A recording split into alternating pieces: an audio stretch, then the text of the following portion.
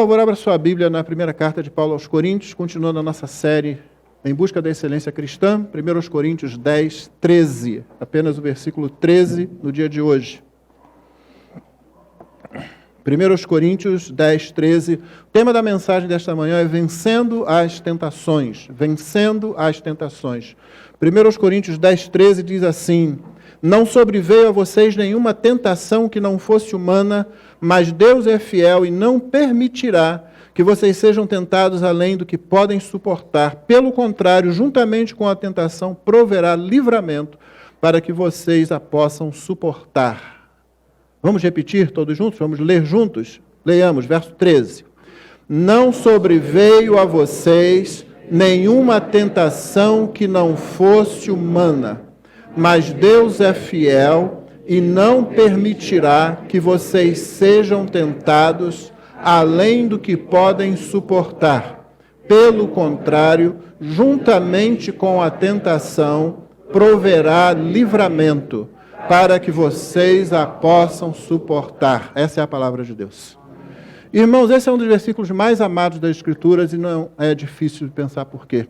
Ele fala da provisão de Deus para a tentação. Você vê que Deus tanto põe uma cerca ao nosso redor, nos protegendo, como também faz uma ponte para que possamos passar do problema para o livramento desse problema, da tentação. E por ser um dos versículos mais amados, todo versículo que é muito amado na Escritura, o Senhor é meu pastor, nada me faltará, porque Deus amou o mundo de tal maneira que entregou o seu Filho, unigênito, para que todo aquele que nele crê não pereça, mas tenha vida eterna. Todo versículo muito amado tem um problema. Nós costumamos tirá-lo do contexto. E aí damos a ele o significado que a gente bem entender. Vamos lembrar por que Paulo escreve isso justamente agora? Ele está abrindo um parêntese pastoral aqui para encorajar e para fortalecer, para animar a igreja. Por que ele está fazendo isso? O último versículo que lemos na semana passada, o verso 12, diz que, assim, então, por causa disso tudo que eu disse, aquele que pensa estar em pé, cuidado para não cair. Cuidado, não caia. O que ele disse anteriormente que termina com esse aviso assim, meio sombrio? Você pensa que está em pé, tome cuidado para não cair. Você vai se lembrar que ele trouxe diversas situações que haviam acontecido na história de Israel, mostrando primeiro os privilégios que Israel teve e mostrando que os coríntios também tinham experimentado esses privilégios, assim como toda a igreja de Cristo em todas as épocas. Depois ele mostrou a responsabilidade. Ele mostrou as consequências, ele mostrou a reprovação de Deus sobre esses que tinham esses privilégios. Então eles foram libertos do Egito, da escravidão, eles foram libertos completamente, eles foram libertos sobrenaturalmente, eles se alimentaram da provisão de Deus, do maná que caía diariamente, eles bebiam de água numa região desértica e nunca faltou água para eles, eles passaram por todo esse privilégio, eles tiveram a bênção de atravessar o mar sob o comando de Moisés, vendo o grande livramento de Deus, as águas se fecharam não somente sobre o exército egípcio, mas também sobre todo o passado de escravidão. Era Deus dizendo assim, olha, ficou para trás, não tem como eles alcançarem vocês, não tem como vocês retornarem para lá. Mas como se tem dito ao longo dos séculos de Israel, eles saíram do Egito, mas o Egito não saiu deles. Constantemente eles tentaram o Senhor, constantemente provocaram o Senhor a ira. Logo um pouco depois eles reclamam, a água é mandada. Moisés passa um tempo separado, um tempo longe lá no monte com Deus, eles fazem um bezerro e vão adorar esse bezerro. E ao longo de todo aquele processo, eles vão reclamando de Deus, murmurando de Deus, dizendo não confiamos em Deus, Deus não é capaz, Deus não vai fazer, Deus não é fiel. E cada vez que eles fizeram isso, eles se aproximaram, sempre, perigosamente, do Egito que estava dentro deles ainda.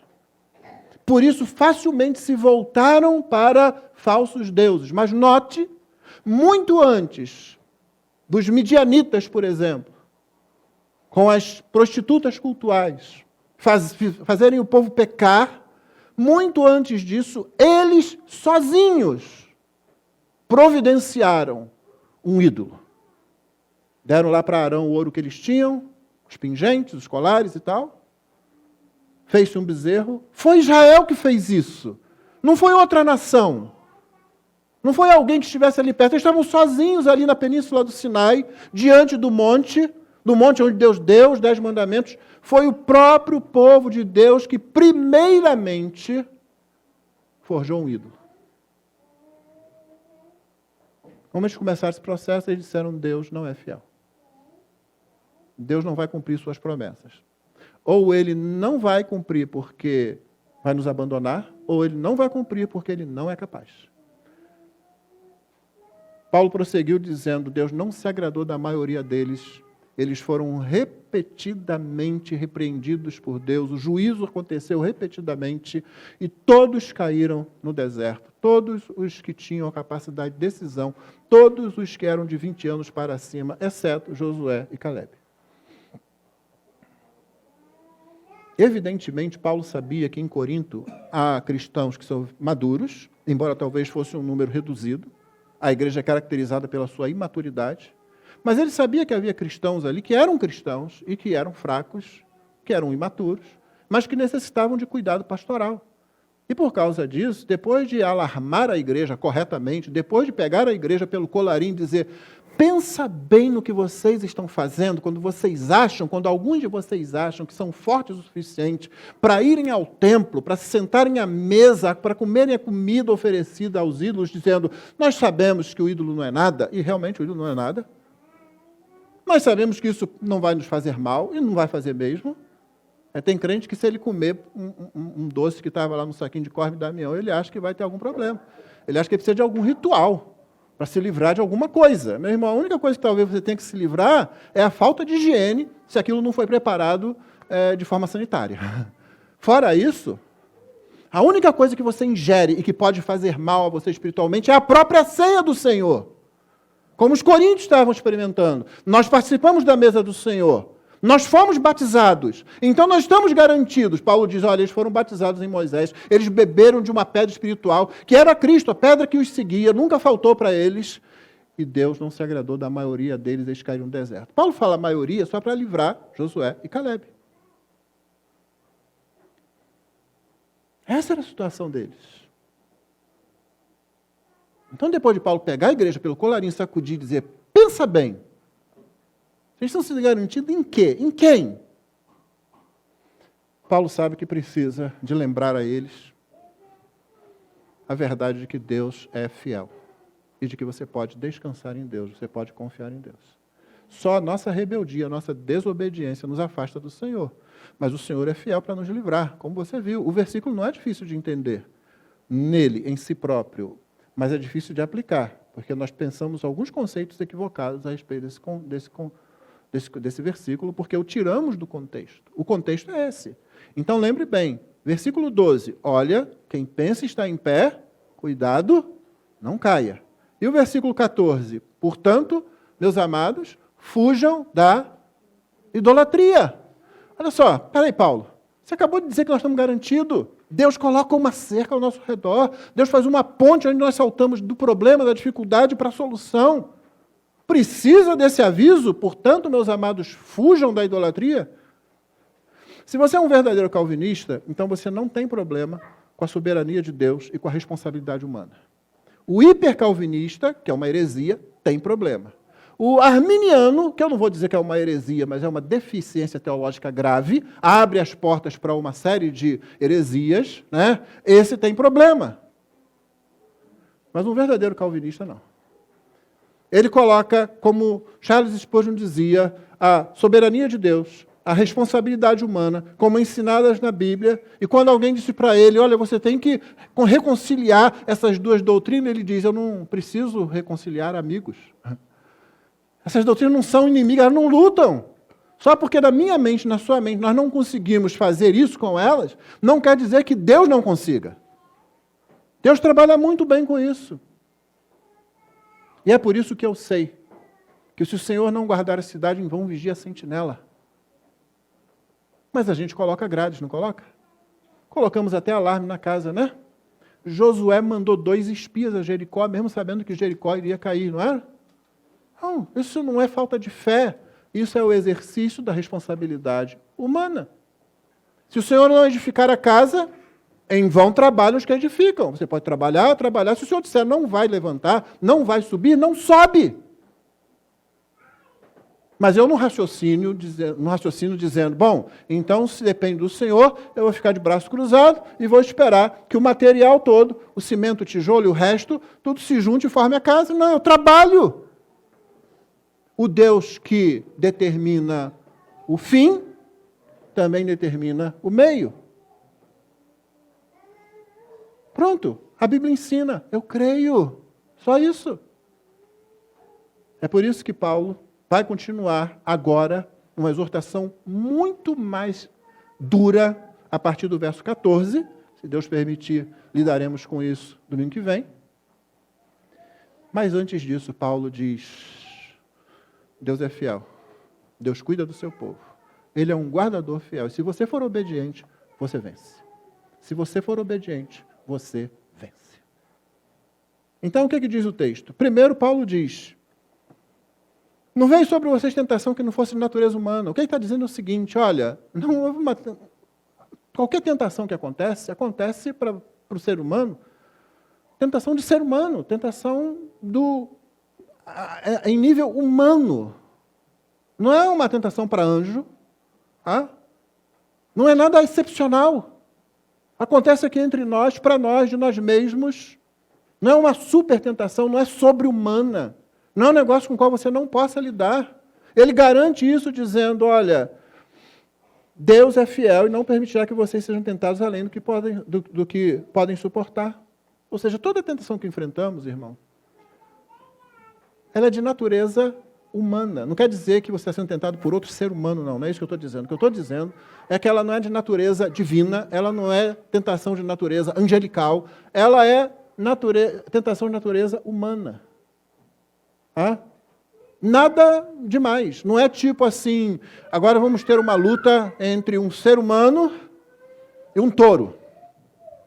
Sem direito à fuga, sem direito a paninho vermelho, sem direito à espadinha. É mano a mano só. Entendeu? E o ser humano não é um desses seres mitológicos, não. Tá? Hércules, Maciste e essa turma toda aí. Tá? É você. É você, minha irmã, que vai ficar ali, dentro da arena, com um touro. Um daqueles bem bravos. Aqueles matadores, chamados matadores, sabe? Ou você imagina qualquer outra coisa. Quer falar de mitologia? Então é entre um ser humano e um dragão. Não, mas não tem varinha, não tem vassoura para você voar. Esquece isso. Não, você nunca enfrenta uma tentação que esteja acima da condição humana. Ela sempre acontece nesse reino da humanidade aqui. Não vem tentação a você que seja superior àquilo com o que você possa lidar. Uma coisa importante é que a palavra tentação aqui, ela pode significar tanto tentação como provação, teste. Ela é uma palavra específica em grego para isso. Porque as duas coisas parecem estar em vista aqui. Muita tentação é tentação por parte do diabo, mas é uma provação por parte de Deus. E qual é o objetivo da provação? A gente já fala isso aqui há algumas décadas nessa igreja. Qual é o objetivo da provação? É que você seja aprovado. Deus usa o diabo para isso? Usa. Note bem, Deus não faz uma reunião de negócios com o diabo e diz, diabo, olha, eu tenho essa pessoa aqui para você tentar, está precisando ali, mora ali na Tijuca, ou faz parte daquela igreja da Tijuca, e ela está precisando crescer na fé. Então eu queria que você fizesse um trabalho de tentação para que essa pessoa... Não é isso não. O diabo, ele faz o trabalho dele segundo a natureza dele. Ele é destruidor, ele é roubador, ele é assassino. É isso que ele é. Ele veio para matar, roubar e destruir. É isso que ele faz. E Deus usa. O lado de Deus é provação. O diabo não tem livre acesso. A melhor imagem que você tem disso na Bíblia, você sabe, é o livro de Jó. O diabo chega, conta aquela história toda. Na verdade, é Deus que levanta a bola, né? Você viu o meu servo Jó? Ele é fiel, justo, homem justo em todos os seus caminhos. Também o Senhor enche ele de bênção, né? Até eu. Aí tá bom, tira lá as bênçãos dele, lá, Deus dá, mas você não toca nele. Tira um monte de coisa dele, ele está com a saúde ainda, e Jó permanece fiel. O diabo volta, mas toca, pele por pele, tudo que o homem tem, ele vai dar pela alma dele, pela própria carne dele. Tá bom, você pode tocar na carne dele, mas você não pode matá-lo. A alma dele não. e ele fica doente, horrivelmente doente. Em tudo aquilo que tinha, né? Desventuras em série. É o que acontece com ele. E Jó permanece fiel. Do lado do diabo é o desejo de matar, é o desejo de roubar, é o desejo de destruir. Do lado de Deus é provação sobre o seu filho, que vai terminar no capítulo 42, dizendo o quê? Antes eu te conhecia, só de ouvir falar, agora te veem os meus olhos. Que é poesia para dizer, Senhor, eu achava que eu conhecia o Senhor, eu não conhecia nada. Agora que eu começo a ver a tua glória, agora que eu começo a ver a tua soberania, agora que eu começo a ver o teu poder. Agora, você se lembra como era Jó no começo do livro? Naquela escala lá, eu estou aonde? Olha para aquele dia e diz, não dá, não é possível. Do lado de Deus é sem provação. Deus nunca tenta a ninguém. Mas Ele administra isso. Permite que as tentações cheguem para nós. No lado dele são provações. O ponto aqui não é esse. Isso aqui está admitido. Paulo admite isso, e isso deve ter sido ensinado em Corinto com muita clareza, porque ele não fica perdendo tempo com isso. Ele apenas diz que Deus é fiel e não permitirá que vocês sejam tentados além do que podem suportar. Não encare como quiser. Tá? Tentação, provação, porque geralmente as duas coisas vêm juntas. Né? E elas acontecem diariamente. Então você pode pensar em tentação como sendo aquilo que quer levar você para pecado, né? É aquela internet ali disponível para você ver pornografia e não tem ninguém vigiando, não é? Mas pode ser provação também de uma doença que você tenha, do dinheiro que está faltando, do relacionamento que está alguma coisa não acontecendo muito bem ali. Seja o que for, Deus é fiel. Esse é o ponto aqui. Deus é fiel. Não sobreveio a vocês nenhuma tentação que não fosse de natureza humana, que não pertencesse ao reino humano. Mas Deus é fiel e não permitirá que vocês sejam tentados além do que podem suportar. A Bíblia fala sobre a fidelidade de Deus de muitas formas, o tempo todo. Eu vou ler alguns versículos só para lembrar vocês, para você ver como, e podia ler muitos mais. Deuteronômio 2,7. Pois o Senhor, o seu Deus, os tem abençoado em tudo o que vocês têm feito. Ele cuidou de vocês em sua jornada por este grande deserto. Nestes 40 anos, o Senhor, o seu Deus, tem estado com vocês. E não lhes tem faltado coisa alguma. A fidelidade de Deus está diante deles o tempo todo. Portanto, assim saibam que o Senhor, seu Deus, é Deus. Ele é o Deus fiel, que guarda a aliança e a misericórdia até 1000 gerações aos que o amam e cumprem os seus mandamentos. Deuteronômio 7,9. O salmista, no Salmo 145, na segunda parte do verso 13, o Senhor é fiel em todas as suas palavras e santo em todas as suas obras. 1 Coríntios, essa carta, capítulo 1, 9. Fiel é Deus, pelo qual vocês foram chamados à comunhão de seu Filho Jesus Cristo, nosso Senhor. 2 Coríntios, a carta seguinte, capítulo 1, verso 18. Mas como Deus é fiel, a nossa palavra dirigida a vocês não é sim e não. E Paulo continua o argumento dele ali, naquele contexto. 1 Tessalonicenses 5, 24. Fiel é aquele que os chama, o qual também o fará. Ou seja, Deus chama e Deus fará tudo o que Ele prometeu aos seus chamados. 2 Tessalonicenses 3,3. Mas o Senhor é fiel, Ele os fortalece e os guardará do maligno. Não importa o contexto, Paulo tenha falado isso. Deus é fiel e vai guardar o seu povo do maligno. Hebreus 10, 23. Guardemos firmes a confissão da esperança sem vacilar, pois quem fez a promessa é fiel. O conhecido versículo de 1 de João 1, 9. Se confessarmos os nossos pecados, Ele é fiel e justo. Você nunca vai confessar o seu pecado a Deus e não receber perdão. Nunca você vai chegar diante de Deus, confessar o seu pecado e sair dali sem perdão. Ele é fiel e justo para nos perdoar os pecados e nos purificar de toda a injustiça. E no último livro da Bíblia, Apocalipse 1, 5. E da parte de Jesus Cristo, a fiel testemunha, o primogênito dos mortos e o soberano dos reis da terra. Aquele que nos ama e pelo seu sangue nos libertou dos nossos pecados. Do início ao fim da Bíblia, a fidelidade de Deus é cantada o tempo todo. Você fica perguntando por que o povo de Israel disse Deus não é fiel. Várias vezes. Tentou o Senhor. Várias vezes. E Corinto, a igreja, estava fazendo a mesma coisa. A ideia que alguns tinham de que eram fortes suficientes para ir sentarem-se à mesa de um templo aonde comida era oferecida aí, do participar daquele banquete, participar do que acontecia ali, e achar que estava tudo bem, era tentar a Cristo, como os israelitas tinham feito. Por isso Paulo foi severamente duro com eles. Porém, agora Paulo está dizendo, o Senhor é fiel. Lembre-se que o Senhor é fiel. A tentação que vem a vocês nunca é de um jeito que vocês não possam lidar com elas, não possam suportar. Mesmo quando os crentes conscientemente se colocam em circunstâncias onde as tentações são desmedidas e inevitáveis. Sabe quando é? Quando você, meu irmão, quando você, minha irmã, se coloca numa posição em que você sabe que a tentação vai acontecer. A provação vai vir. É muito pouca sabedoria, é imaturidade isso. Era o que os coríntios estavam querendo fazer. Vamos lá para o templo. O que eles iam ver naqueles templos? Que tipo de culto era oferecido ali? Você já sabe, muitos desses cultos, muitos desses rituais eram oferecidos a Deus aos deuses, aos falsos deuses, com orgias sexuais. Não, mas nós somos fortes, nós podemos. Não tem muito crente que acha, eu sou forte, eu posso ver esse filme, eu posso assistir aquilo, eu posso cantar essa música, eu posso ir a esse local.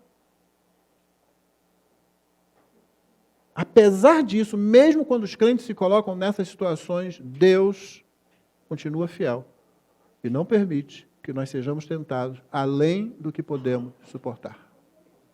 Você entendeu isso? Você devia dizer aleluia. Apesar da minha tolice, apesar da minha infantilidade, apesar da minha criancice, apesar da minha fraqueza, Deus é fiel. Ele é um Deus que se envolve, ele se torna pessoalmente envolvido na tentação, quando ele abre o caminho para o escape da tentação. Porque a seguir logo diz o versículo, pelo contrário, juntamente com a tentação, proverá livramento para que vocês a possam suportar. Deus está envolvido em toda a tentação, como aquele que provê o caminho do livramento. Ele não é um Deus que está distante, ele é um Deus que está perto. Quando você se envolve numa tentação, mesmo provocada por você, você sabe que tem uma pessoa ali. Outros podem abandonar você. Muitas vezes aqueles que colocaram você naquela situação podem abandonar você. Mas Deus está ali do seu lado. Ele continua ali, provendo o escape. Você está notando que o versículo é aquele tipo de versículo raio de sol? Raio de sol é uma coisa bonita, não é? Eu não sei se tem algum namorado aqui que se chama sua namorada de raio de sol. Eu não sei se a gente é tão romântico atualmente para usar esse tipo de coisa, né? Do jeito que está a coisa hoje, se um sujeito vira para a mulher, para a namorada e diz, ó, meu raio de sol, o que está vendo, cara?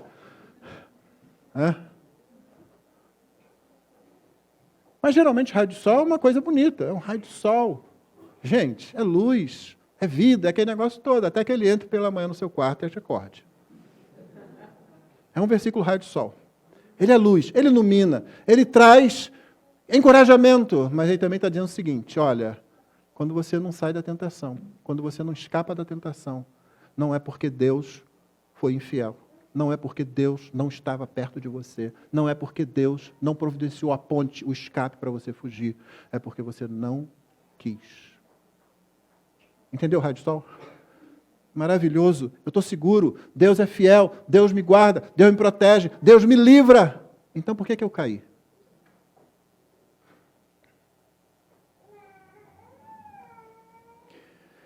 Um erro muito comum é com a parte final do versículo, para que vocês a possam suportar, né? Ele proverá livramento para que vocês a possam suportar. E a gente pensa que livramento é a cessação da prova.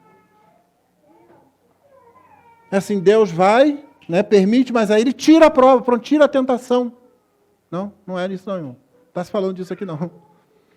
Não significa que Deus cancela o período de prova, mas que ele coloca um limite ao mostrar aos crentes o final da prova. Você sabe que aquilo não vai durar para sempre, mas não quer dizer que ele vai tirar você dali. Porque isso não seria provação, isso não seria um teste realmente, isso não alimentaria a nossa fé, isso não nos fortaleceria. se você soubesse que o que Deus vai fazer é tirar você de perto da tentação. Não, quem tem que sair de perto da tentação é você. Deus te dá todos os meios para você fazer isso. Deus constrói todas as pontes para você fazer isso. Ele já colocou um limite. Você sabe, eu estou lidando com alguma coisa que eu posso vencer. Agora Deus providencia o escape. Entre por essa porta, ou saia por essa porta. Se você está numa igreja, e numa igreja que tem ouvido a palavra de Deus, então você tem muitos escapes. Talvez você tenha que vencer a outra tentação. A tentação da vergonha, a tentação de dizer eu preciso de ajuda, a tentação de dizer me ajuda, eu estou fazendo isso assim, assim. Essa é uma tentação muito séria.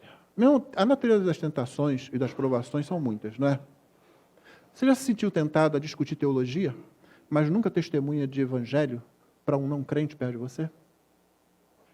Está nas redes sociais lá para discutir teologia, é uma maravilha. Está na escola dominical para levantar questões, é uma maravilha.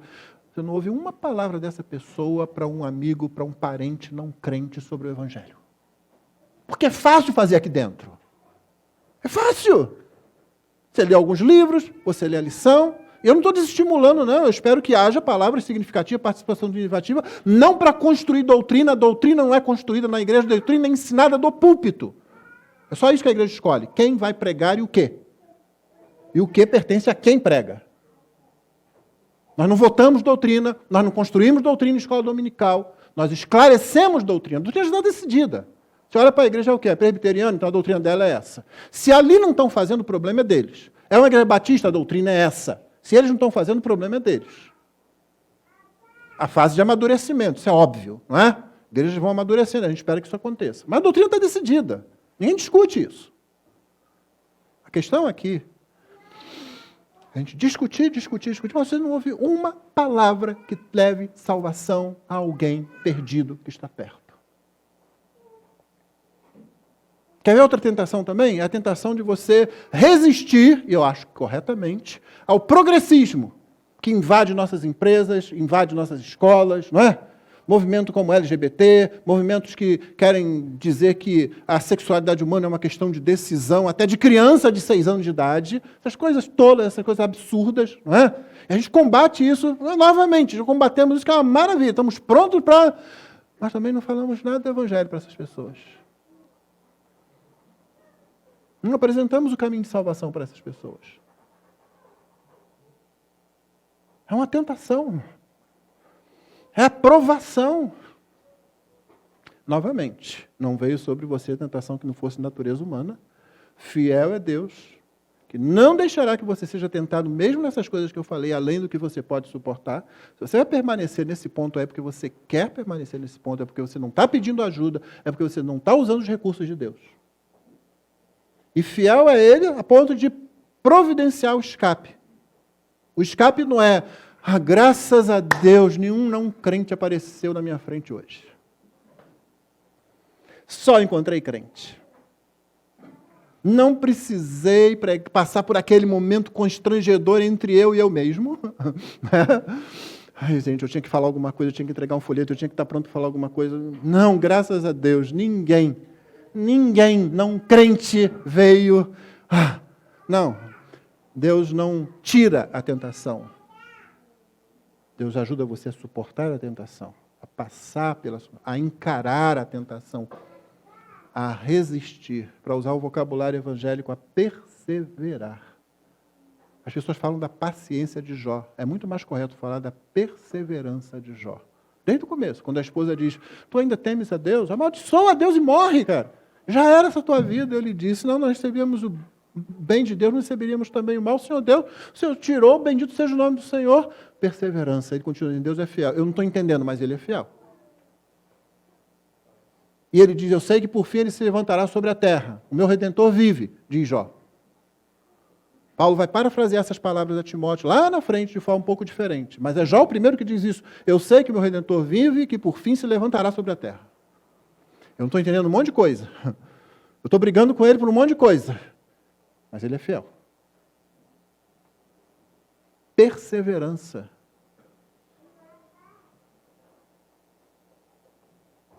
Deus dá o escape, e o escape, irmão, não é que Deus tira a tentação, não. Nas quais, às vezes, você mesmo, meu irmão, você mesmo, minha irmã, entrou. Ele vai estar lá com você. Ele vai providenciar o escape. Não será nunca tentação além do que você possa suportar ou lidar com ela.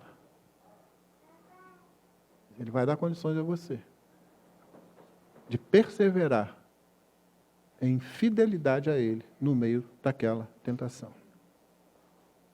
O propósito do caminho de escape é para que a gente possa suportar, encarar a tentação. Paulo está fazendo é animando os crentes com isso. Você pode sair do outro lado vencedor. Você confia no Senhor. Por isso, a fé é obediente. A fé que se traduz em obediência. Você sabe que fé se traduz em obediência. Dizer que crê e não obedece, que tipo de fé é essa? Eu creio, mas você não confia? Ele diz, entra na terra. Não, Senhor, não vai dar essa terra para a gente, não.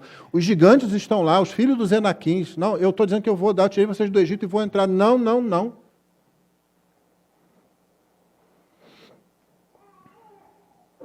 Mas aqueles que dizem, vamos, como Josué e Caleb disseram, né? Eles entram na terra. E eles entraram. 40 anos depois, mais ou menos, não por causa deles, por causa dos outros, mas eles entraram. Eles alcançaram herança lá na terra. Você pode sair do outro lado. É para você sair do outro lado. Por que isso? Porque houve um que suportou provação sobre-humana. Porque houve um que suportou tentação sobre-humana. Eu e você nunca vamos chegar nem perto de encarar o que Cristo encarou. A angústia dele no Getsemane, a angústia dele no abandono na cruz. Deus meu, por que me desamparaste? Você nunca, nunca, nunca vai falar isso. Porque ele falou isso. No seu lugar, no meu lugar.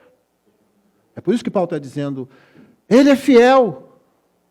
Ele está envolvido com você. Ele cerca você, ele providencia o escape, porque ele não teve nada disso. O mais perto que ele chegou foi dizer, se possível for, passa de mim esse cálice. Mas seja feita como tu queres e não como eu quero. E por causa disso, eu e você nunca enfrentaremos nenhuma tentação sobre-humana. E por causa disso, nenhum de nós enfrentará tentação que não possamos suportar. E por causa disso, nenhum de nós nunca enfrentará uma provação para a qual não haja uma saída, para a qual não haja um escape. Já tenho citado o livro de John Foxe, o livro dos mártires. E é interessante quando você lê os diversos relatos de martírios ali, você vai ler mártires dizendo, nós vamos sair vencedores daqui. O que significa, geralmente, sair morto. Né? É no leão, na boca do leão, no estômago do leão, não sei. Né? É na estaca de fogo lá, é afogado na água, é partido, assim, cada um dos membros preso num animal qualquer, que é espantado para lá até que dilacera você. E um dizendo para o outro, nós vamos encarar. Deus vai nos abençoar. Deus vai nos dar vitória. A vitória é, nós não vamos negar a Cristo, nós vamos morrer aqui. Mas quando você lê a história de Cristo no Getsemane, você vê outra coisa. Você vê alguém dizendo, passa de mim esse cálice, se for possível, que eu não beba disso. Que eu não beba disso. É o contrário. Enquanto os mártires dizem, pode mandar mais, né? Dá essa ideia quando você lê, pode mandar, é só isso que vocês têm? Jesus está dizendo, se possível for, passa. Porque Jesus suportou como homem. Como homem. Porque é um filho dos homens que tem que pagar o preço. Só que tem que ser alguém que não tem pecado. Só que ser humano nenhum consegue fazer isso. Mesmo assim ele encara, confiando no Pai. E a angústia do abandono é terrível. Você pode perder seu tempo agora aí com a sua cabeça teológica, pensando assim, peraí, pastor, mas então é como homem, como Deus, blá, blá, blá, e ficar nessa palhaçada. É palhaçada isso. Toda vez que a gente vem discutir um tema, quando o mais importante está dizendo o seguinte, ele encarou isso para dizer que você pode vencer toda a tentação. É isso que você tem que pensar nessa hora. Esquece o resto, que isso já foi decidido pela igreja há muitos séculos atrás nas controvérsias cristocêntricas, lá no início. A gente fala dessa união na pessoa de Cristo, das duas naturezas, e a gente teme, e a gente confessa, e a gente adora, e a gente fica por aí. Se você quiser ficar na palhaçada teológica, de ficar discutindo isso, ao invés de pensar, eu podia ter vencido aquela tentação. É um problema seu. Você pode ficar com os coríntios. Que depois disso aqui podem ter perguntado assim, Paulo, mas e afinal de contas, a gente pode ou não pode comer aquela comida? Ou você pode se alimentar da mesa que o Senhor serve e dizer, eu vou encarar as próximas provações de forma diferente. Eu vou confiar que o Senhor é fiel. Eu vou confiar que Ele está envolvido comigo. Eu vou confiar que Ele me cercou. Eu vou confiar que Ele providenciou o escape. Que o Senhor nos abençoe. Vamos ficar de pé para a oração e para cantar a última canção dessa manhã, agora no culto, né? Deus abençoe você que está nos acompanhando até agora. Daqui a pouco a transmissão será encerrada e nós permaneceremos para a Assembleia da Igreja. Pai querido, muito obrigado por tua fidelidade, Senhor. Muito obrigado pelo teu envolvimento. Muito obrigado, Senhor Deus, pela tua graça, pela tua misericórdia sobre nós. Nós não somos nem dignos nem merecedores, mas o Senhor ainda assim anda ao nosso lado e garante a nossa chegada ao destino final. Obrigado porque Cristo levou sobre si os nossos pecados, as nossas dores, as nossas enfermidades. O castigo que nos traz a paz estava sobre Ele. Pelas suas pisaduras nós fomos sarados, Senhor. Desperta em cada um de nós aqui, Senhor, que temos caído tantas vezes em infidelidade diante do Senhor. Todos nós aqui confessamos, como fizemos já essa manhã, os nossos pecados, Senhor. Ajuda-nos a olhar para as nossas provações e para as nossas tentações de forma diferente.